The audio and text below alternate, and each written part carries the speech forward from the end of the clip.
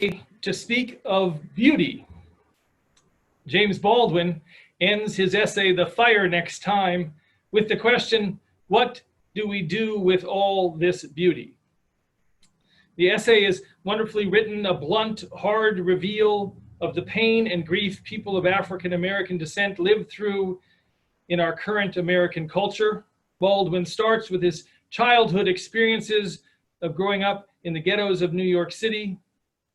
And the Reverend Rebecca Ann Parker wrote about The Fire Next Time, and she said, Baldwin shows us how self-loathing grows in a culture that tells a Black child his presence is not welcome.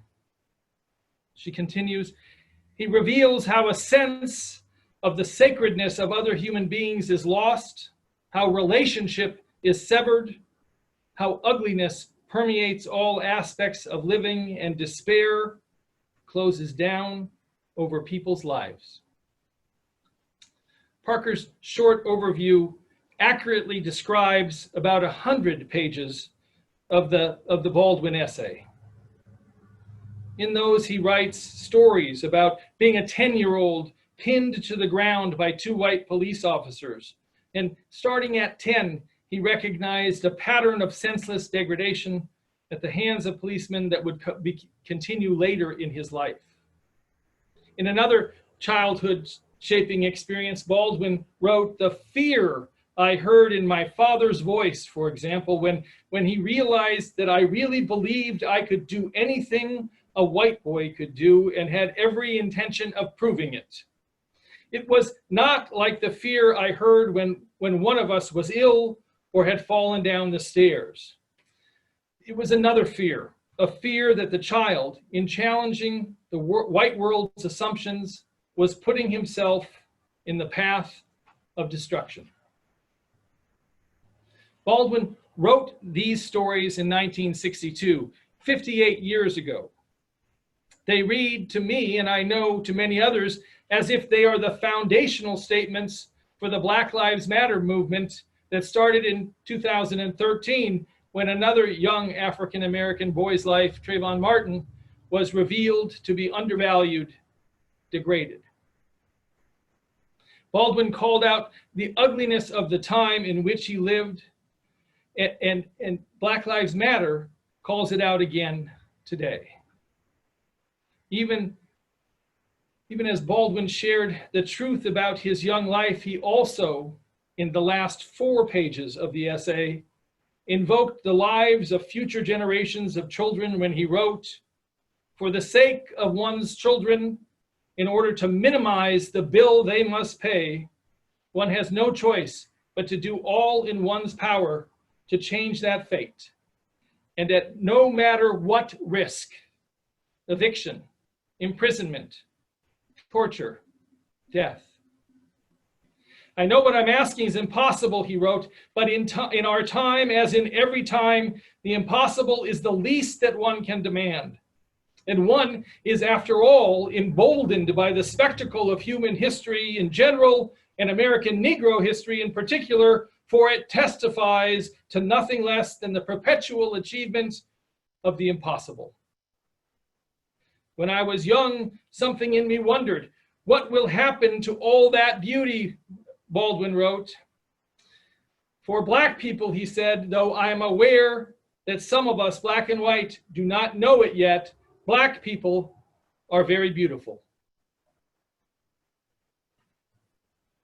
I don't know how everyone reads what Baldwin did when he invoked the question, what will happen with all that beauty? For me, he spent 100 necessary pages declaring in raw, deeply personal terms what he called the problem of the 20th century. And actually, just as I stand here today quoting Baldwin from nearly 60 years ago, Baldwin in his essay quoted W.E.B. Du Bois as having said 60 years prior, the problem of the 20th century is the problem of the color line. Baldwin called it a fearful and delicate problem which compromises when it does not corrupt all American efforts to build a better world here, there, and everywhere. This crushing, overwhelming problem has been called out for hundreds of years. Baldwin knew from his own life of the pressing weight of the problem, and to finish his essay, he invoked the beauty that lives in and under the burden of that problem. Black people are very beautiful. I left Baldwin's writing compelled to explore if beauty lives in and under problems, and what then is the role of beauty in responding to whatever problems we may face. And again, Reverend Parker offered a response to Baldwin's question. That question, what shall we do with all this beauty? Parker set the context for her response by invoking the story of Moses in the pasture when suddenly he saw a bush on fire. He heard a voice from the bush saying something like, "Now you must go back to Egypt, where I have seen my people in their travail. You must lead them to freedom." Parker wrote, "I believe that beauty confronts us with the requirement that we place ourselves among the saviors, the redeemers, the leaders in the protection of life." She continued, The ancient story tells us that once you have seen the bush on fire, once you have seen the beauty, you have only two choices. You either have to close your eyes to the beauty, or you have to go back to Egypt and set the people free. Baldwin's last couple paragraphs in his essay landed in full agreement with Parker's framing. He wrote, "Everything now we must assume is in our hands. We have no right to assume otherwise. If we, and now I mean the relatively conscious whites and the relatively conscious blacks, who must, like lovers, insist on or create the consciousness of the others, do not falter in our duty now, we may be able, handful that we are, to end the racial nightmare and achieve our country and change the history of the world." Freeing the Hebrew slaves in Egypt, or ending our racial nightmare in America, may feel outside our individual scope. And I always try in my conversations with you to not leave us in our growing understanding of whatever it is, in this case, beauty, at too high a place, at a place too removed from our lives. I know we can appreciate the stories, and I think we recognize we're living in times that will change the history of the world. And our daily choices will be small contributions to that historical change. We choose each day to see the beauty in our lives when we don our masks in protection of one another. We choose to see the beauty in our daily lives when, amidst the tumult that is 2020, this congregation rallied to our Canvas appeal, delivering a certain significant response to this year's budget.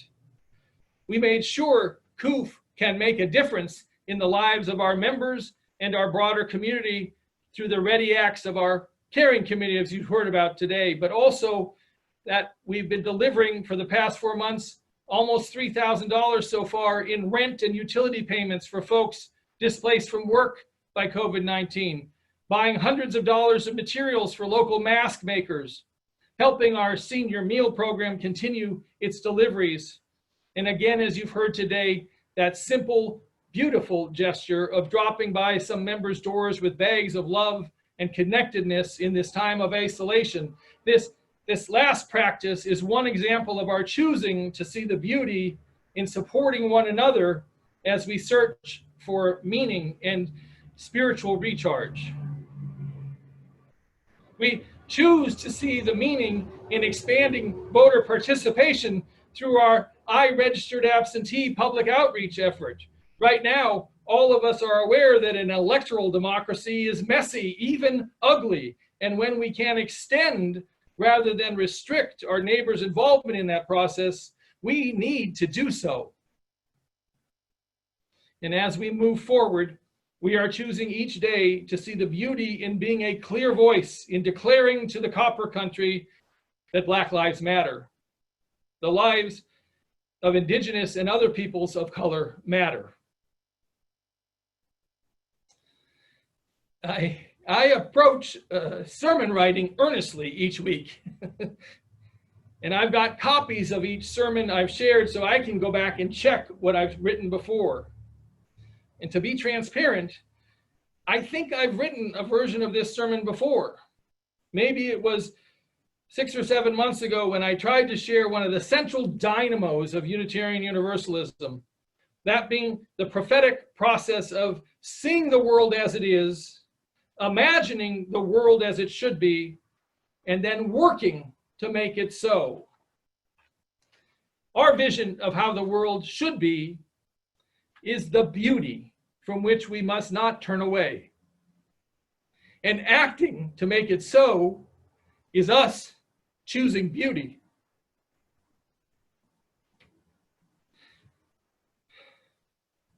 I read Rebecca Parker's writing in the Chalice Lighting, and I think it calls out to be reread as I close. More is asked of us than we could have imagined. The beauty of life is such that it will never let us go until we have offered the blessing we have to give. So let the beauty we have seen become the good that we do. And let us not rest ourselves free from the claim that life puts upon us until we, in faith with all those who have gone before us, place ourselves amongst those who bless this world. Thank you.